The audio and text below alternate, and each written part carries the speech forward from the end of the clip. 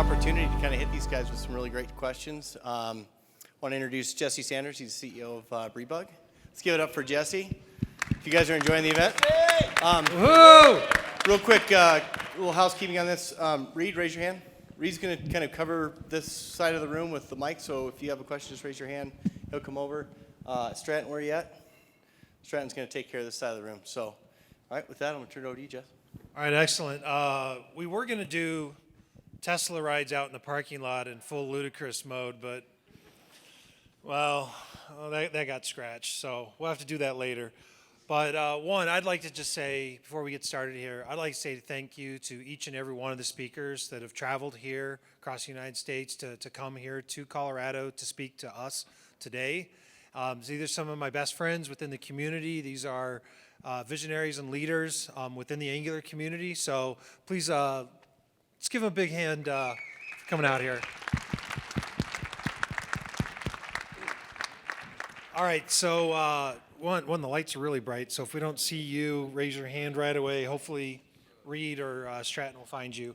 But we're going to open this up to some questions. We're going to try to keep these, let's not go down any crazy rabbit holes or whatnot. And if we start going down that path, I'm just going to go ahead and suggest that we take it offline. There'll be an opportunity to mingle and hang out with the speakers a little bit after this, and we can go down some of those if you'd like to.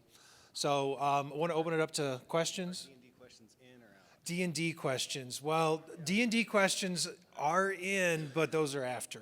Yeah. Is that part of the rabbit hole? That is a rabbit hole. Ooh.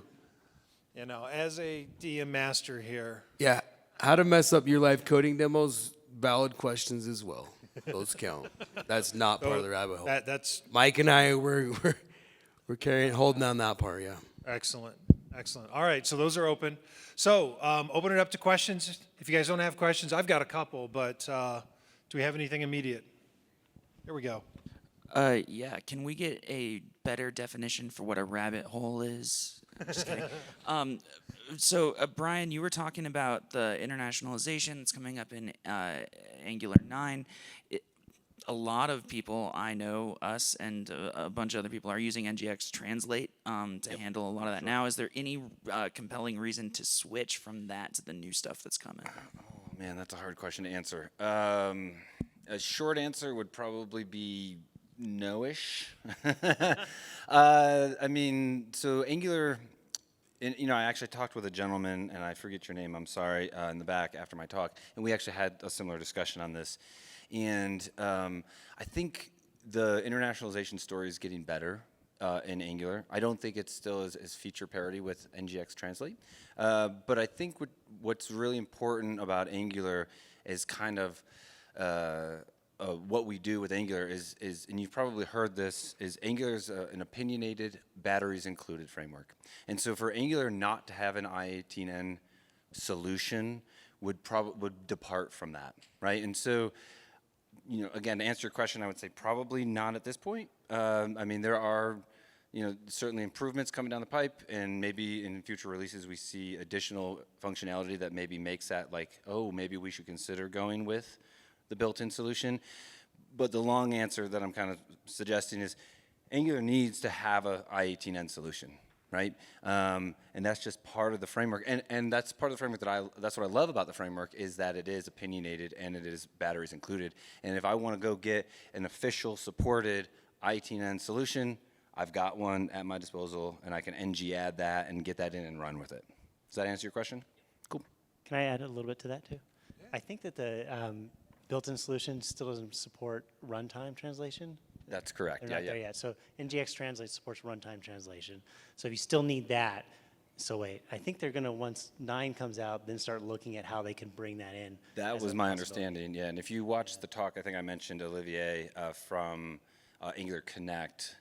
He goes into this topic much deeper, and some of the material that I use actually is from his talk and stuff, just to get my head around it. And he kind of hints at that, and so that could be something that we see in future releases. Yep. And I know he's also working on a new library as well. Oh, he is? I didn't know that. Okay. Yeah, cool. I believe it's called Locale. And so if you do some searches on Olivier Combe, you should find that. I would take a look at that as well, because that's basically an extension of NGRX Translate, kind of that next level of that. So I think that's interesting. Cool. This one's for Joe, I guess. We've been using Jest for unit testing, and I'm curious after hearing your talk what you think about the two-match snapshot. What do I think about what? Two-match snapshot? Hot. Yeah, that's hot. Right. I think actually Jesse could answer that question better than I can. Really? Well, I mean, I have an opinion on it. I think two-match snapshot really helps solve a lot of problems that historically as developers we maybe sort of created. A lot of this is around mocks and having mock services where we're trying to put data into them, and it ended up getting quite messy. So by itself, two-match snapshot, the argument I've heard against using it is that you have to inspect it. But that actually, to me, is the benefit of it. It becomes part of your PR. If I'm seeing you submit a PR and I'm looking at it going, well, this doesn't really make sense why, this little CSS change is resulting in this massive data change, then I'm going to go ahead and reject that, right? I've got an artifact that I can look at. So I think it helps eliminate a lot of this unnecessary code that we don't need, that we're generating and having to maintain. So I think about scenarios where we go into a refactor and we end up breaking 80, 100, tests. And so, it's Friday, we got to get this released, right? So I go in and I do the natural thing anybody would do. Start at the top and I grab and then all the way down to the bottom and I go Control X or Control slash. Control slash. And I comment all those out, and miraculously everything works now. We can go ahead and go to production. Unfortunately, this is a very true story for a lot of people, and where using Snapshot, we can say, hey, based on the changes that we made, I've inspected the snapshots, this makes sense. I don't have to go maintain that code, and I can go test suite by test suite and say, yep, that one's good, yep, that one's good, nope, this one's failed, and I can approve those. So it's definitely much better than the alternatives, and I think it works great. Anything to add, Joe? No. In case you could read, if you haven't read between the lines, I actually don't use Jest. Not for any particular reason. I actually think Jest is very cool. All right. Anybody else want to add to that, or no? All right. Next question. All right, we got somebody over here.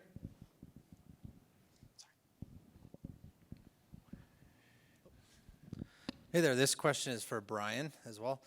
So you talked about Ivy, the new rendering engine, and so how does that compare when rendering, lots and lots of elements on a page? Because I know that's kind of been a sore spot for Angular, and I know the React community likes to poke fun at Angular for that.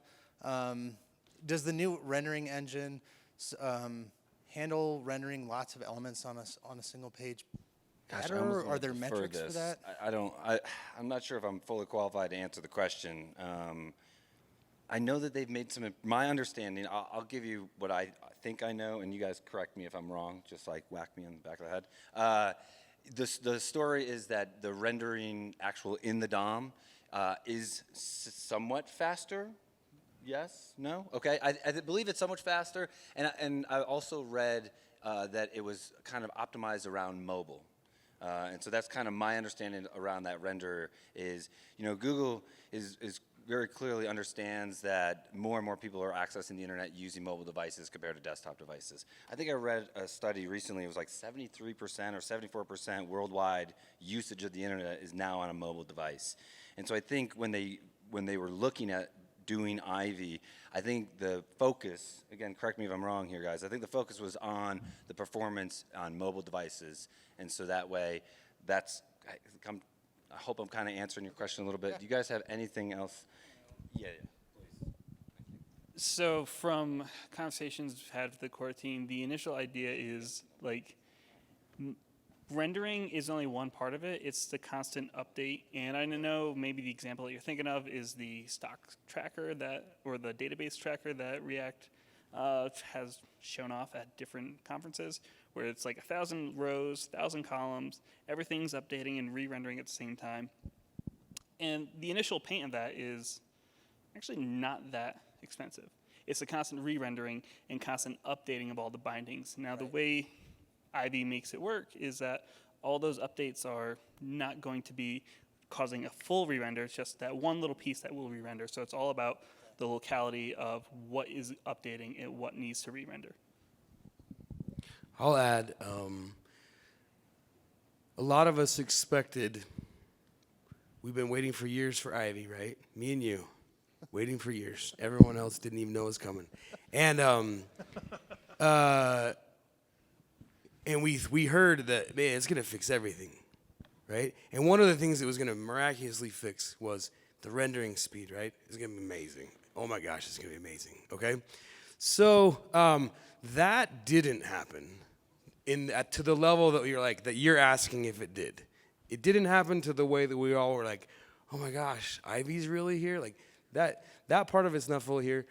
It did get somewhat better. It did get optimized for certain devices, but it's not like, hey, I can't detect it. You can measure it and see that it's better, but it's not like what we thought it was going to be.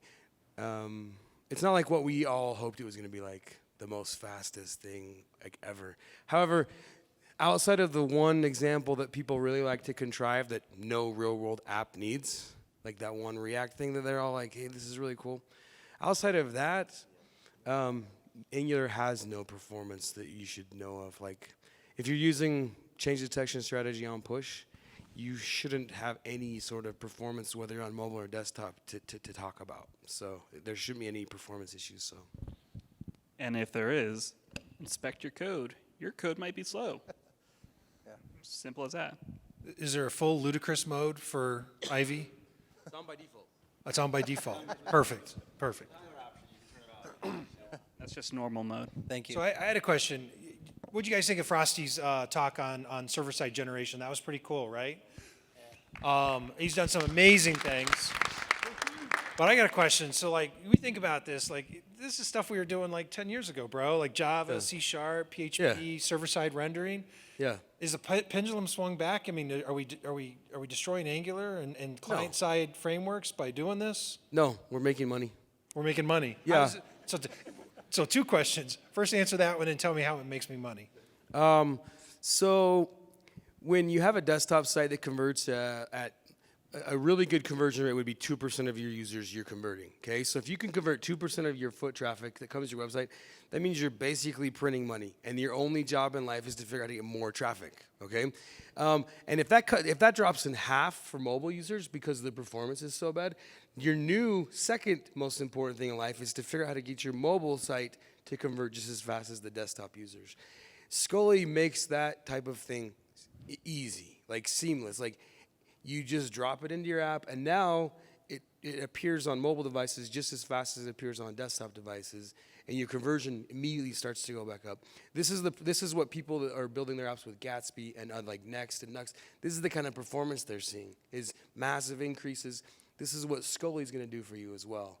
And so when I say you're making money, yeah, if you have a website that makes money, and hopefully all of us have websites that make money, Scully is for that purpose.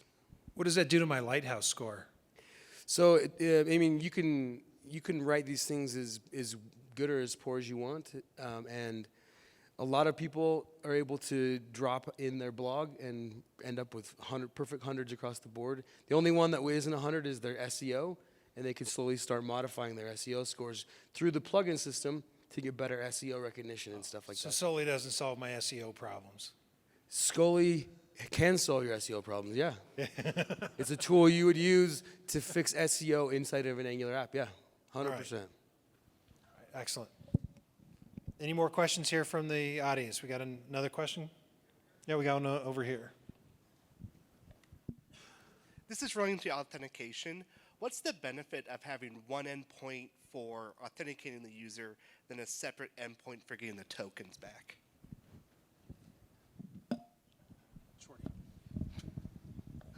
Well, the two endpoints, sorry about that. The two endpoints in the authorization server deliver data differently. So when you have the authorization endpoint and it takes in authorization requests, the way that it communicates back is through redirects. So it's really meant to be like kind of an intake. So historically, for the last 8 years or so, it's been advised to just use this one authorization endpoint, and it's capable of returning tokens, but it has to do it in a redirect. So in order to interact with the other endpoint, the token endpoint, you need to send the token endpoint a code. And by giving this endpoint a code, that endpoint is actually capable of delivering the data back in a way that's not a redirect. It can actually do a post back.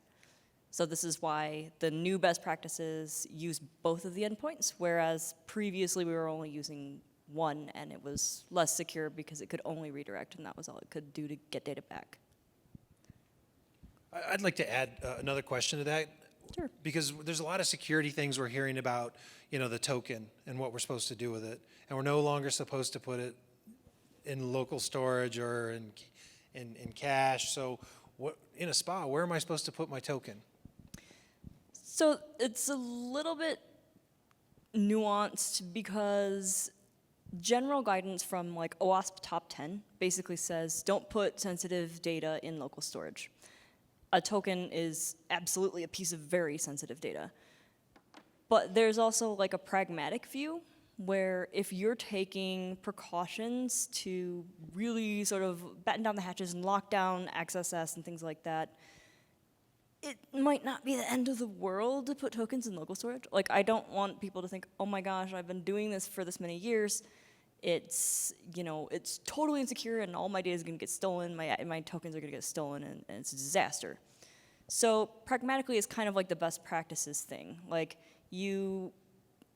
as long as you're protecting against XSS and things like that, it's not the end of the world, but there is a better way to do it. So the better way is to use an authorization server that supports something called check session. And this is where you can actually just keep the token in app memory. And in a single page app, if you refresh the app, you lose all of your whatever's in app memory, of course, so your token's gone. And then it gives you this problem where if a user refreshes a page or leaves for a little while and comes back, well, they don't have a token, so they're not logged in anymore. And that's a terrible user experience. Nobody wants that. So what you can do instead, though, is even though you're storing the token in app memory, when you refresh a page, what the authorization server can do is it sets a cookie for the authorization server's domain. And then what this allows is the application can open basically a hidden iframe and make a silent authentication request to the authorization server using the authorization server's cookie. And this can all happen in the background. The user doesn't need to enter any credentials. They don't even need to know it's happening. And we can check to see if there's an active session for the user with the authorization server. And if there is, we can silently bring tokens back into the application, and the user won't be any of the wiser. Now, if they don't have an active session, then it won't have that cookie, and you won't get tokens if there's no logged-in user. Excellent. All right, next question. So we got somebody over here. It's another authentication question. So, you mentioned in your talk or whatever that when you have your API and your app on the same domain, that you should use a cookie versus an ID and access token. So my question was like, why? Why would you want to use a cookie versus using an ID and access token? So you still need the ID token, only the interaction with the ID token is going to happen on the server side instead of, for example, in Angular. So the reason why you can sort of eliminate the access token is because cookies work on the same domain. As long as everything is on the same domain, then you don't have to worry about storing or securing that access token. And the access token is a very sensitive piece of data. Single-page applications have a hard time storing it securely, so you would have to do the thing that I talked about. You would either have to be really, really super careful about putting it in local storage, or you would need to do this check session thing, right? But if everything's happening on the server side for authentication, you don't need to do any of that. And so it's perfectly possible to just secure the traffic with a cookie, and then you don't really need to worry about the tokens in the single page application at all. Now, you might not want to do it if you know you're going to have APIs that live on other domains in the future, because cookies don't work cross-domain like that. So it's a matter of being sort of forward-thinking about the scalability of your application too, so you might want to think about that when you make that choice. Does that answer your question? Yeah, that helps. Thanks. Great. We got a question over here. So regarding Scully, what would you say is the sweet spot for it? Because, watching you generate a site with 10 users, took a few seconds. And even a medium-sized database these days has tens or hundreds of thousands of rows. You're obviously not going to want to generate your entire site with the database of that size. So where does Scully live on an app like that? So Scully, the first step to where it discovers all your routes, that can take about 20 seconds. Once that's done and it actually just goes through and renders them, it can render, we can render about 1,500 pages in about 40-something seconds. So it goes very, very quick after that. So it's really just that first step. But then once you get past that, as n increases, n being the number of routes that are in your app, it's actually really, really performant. And so one of the features coming down the pipeline, though, is we're going to allow you to pass a mask. So you can say, just do these routes. So maybe you created a new blog. You only want to generate blogs. You don't want to generate all your product pages, everything. You just want to do blogs. So we're going to have that feature so you can generate it much quicker. But it won't buckle. I mean, you could throw 10,000 pages at this thing and it will be fine. It'll be very, very fine. So yeah. And one of the clients we work with has hundreds of product pages, and it works exactly like we hoped it would when we plugged it in. So it works very well. The concern that some people have is we're using Puppeteer instead of Angular, instead of Node. Which Gatsby renders in Node, Angular Universals renders in Nodes. We're rendering in a Puppeteer, which is a headless Chrome view. And so the concern is the performance around that, but we found that to be very, very fast, much, much faster than other headless Chrome implementations that we could have used. Puppeteer is extremely fast. So yeah, I mean, if you ran into some performance issues, I'd love to see them so we could fix them, but it's pretty well optimized already. So good question. Did I answer the things? I had a question for Mike Hardington really quick. Ionic's been doing a lot of really cool stuff over the last couple of years, and we're really excited about all the new stuff, and Ionic 5 is getting ready to drop here, right?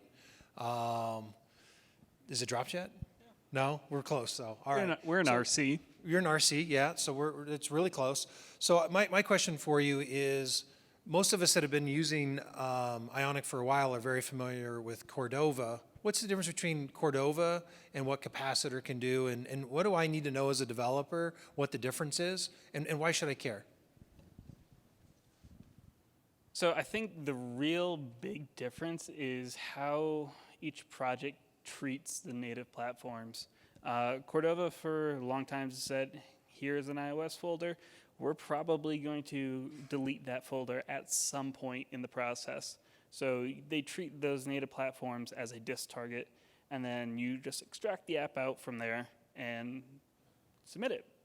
That worked when there were no things like entitlements. Signing your app was a lot easier.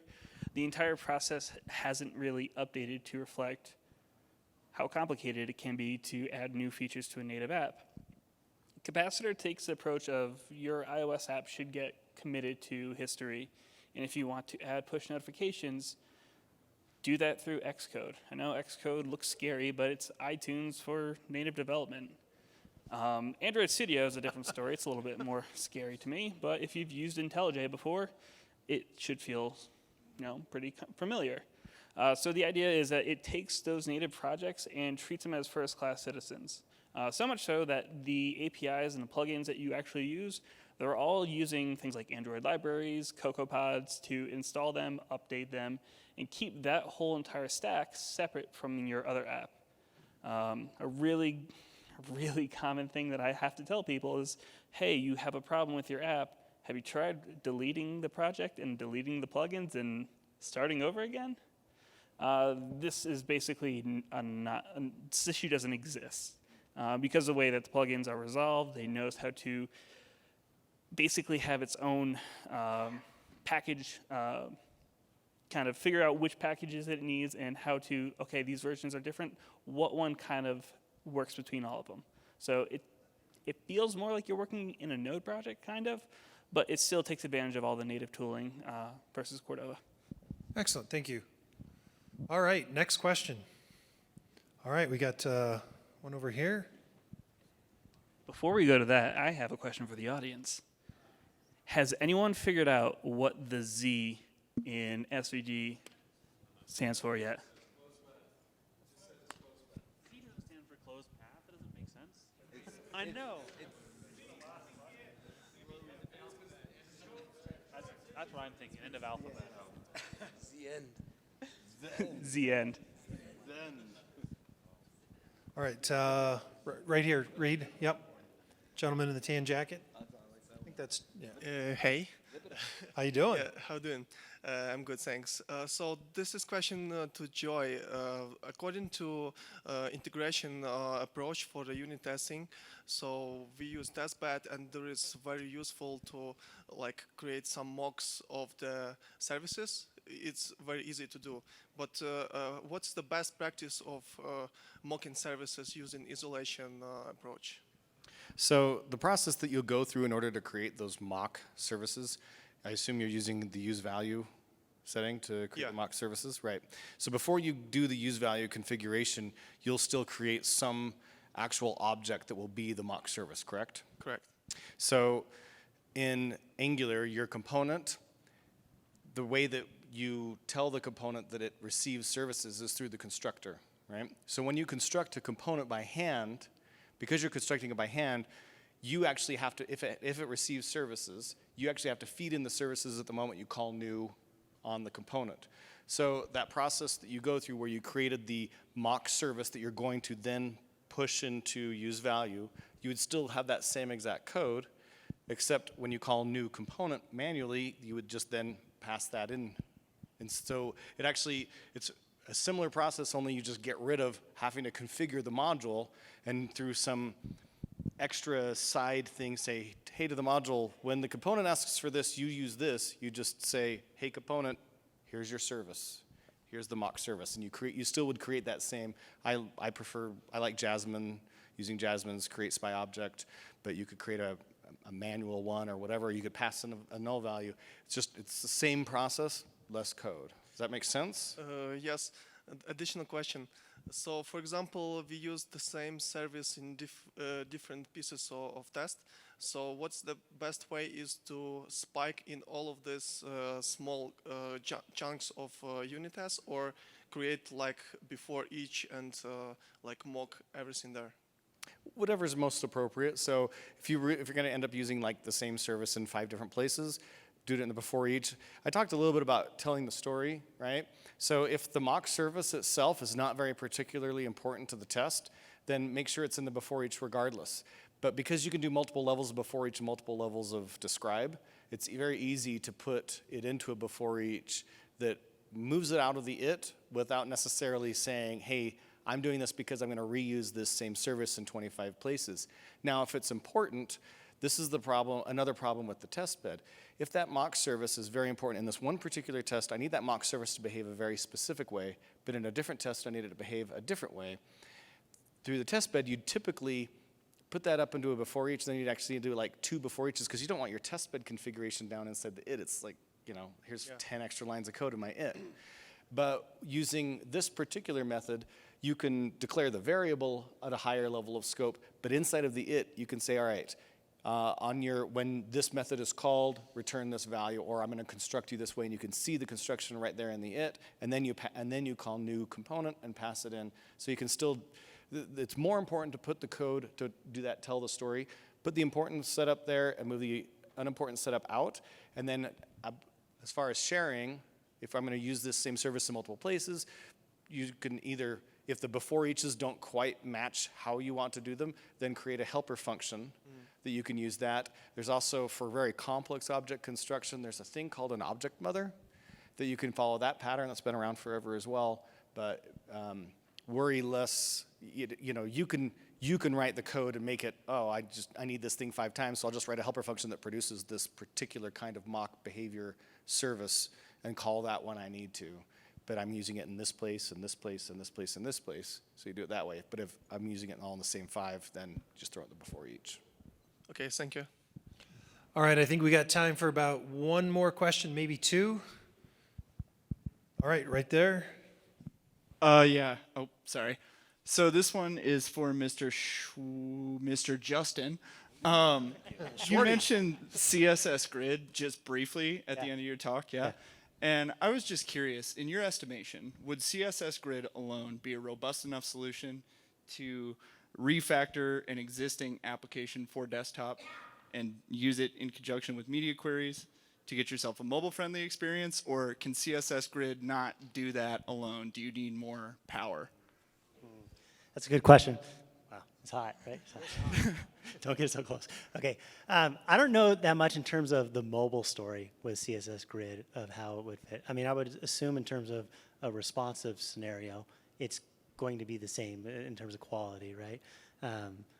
I just know that the power of controlling your layout with CSS Grid from a standpoint of if you've been writing CSS forever and you're wanting something like this, right? That the things that you can do and isolate your layout truly in your CSS versus the HTML is super powerful, right?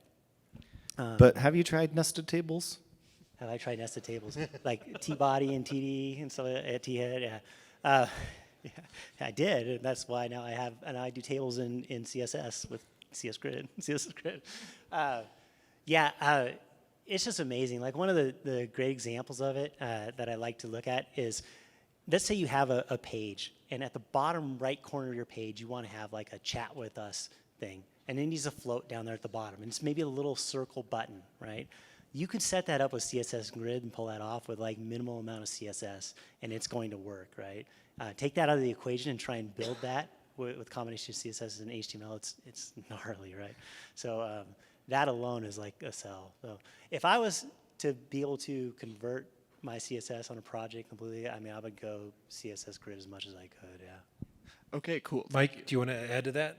I will just say we had initially built our grid component in Ionic with CSS Grid, and then completely backtracked and went back to Flexbox, just because of the fact that it is a fixed grid, and the overflows aren't necessarily going to push new columns down. So it becomes a lot more work that you have to manage. I agree. It would be a mix, right? You still have Grid Flexbox works for the things you great need to flex. in certain use cases, but Yeah. you don't have to get rid of Flexbox. Right. Joe had a really good question. How does the spacer.gif Colspan. relate back to this? How can we still use that? Colspan. Oh, yes. I use NBSP. Oh, yeah, NBSP. I like that. Yeah. Like several of them, like 8 or 9 of them. And then Is I'm that adding that over. that's mobile friendly, right? I mean, it's just a space, right? It should be. How unfriendly could NBSP be? I mean, Yeah, it works. it works like Netscape, yeah. All right, we're out of time for panel questions, but we're gonna be hanging out here for a little bit. Yeah. Oh. Hey, I'm bogarting the mic from you. So I just want to say something as a speaker, as a presenter, as a conference organizer, et cetera. On behalf of all of us, and it should be on behalf of you as well, thank you so much to Briebug for all that you guys do to bring us here and to support the community. I don't know if it's painfully obvious by the price that you may or may not have paid for your ticket, but this thing isn't covered by tickets, right? This is Briebug knowing that good business is done by just being a good partner in the community. So thanks very much to Briebug for what you guys do. Oh, thank you. Thank you very much. Awesome. Yeah, if you don't know, we've got another event that'll be coming up at the end of July. I believe we're going to be rebranding Angular Denver. Who's been to Angular Denver? Yeah, quite a few of you. Excellent. So watch for some emails about Angular Ignite that's going to be held coming the end of July that we're very excited about. We're going to be bringing another very large speaker set, probably in the neighborhood of about 45 speakers to Denver. Last year we had 12 international speakers. And we're going to also do what we did this morning, which is a management track. So if you want your manager to understand a little bit more about what you do, and you want them to understand what you mean by we need to do this with reactive programming, like bring them along, okay? They're going to really enjoy this. They're going to have a great opportunity to learn from people like these speakers here about what does it really mean. You know, I know we've all been there where we want to write tests and management goes, hey, that's great, but we'll do that later. Be careful. Your boss may come back and ask, what's our time to interactive? This is true. But a great opportunity for them to learn about what you do and what it is they need to know to be successful in leading the team. So with that, I'm going to turn it back over to Gary.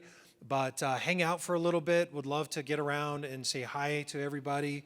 And if you have more questions, the speakers will be here. So once again, thank you again, everybody that's on the speaker side has come. And thank you for coming and attending and being part of this today.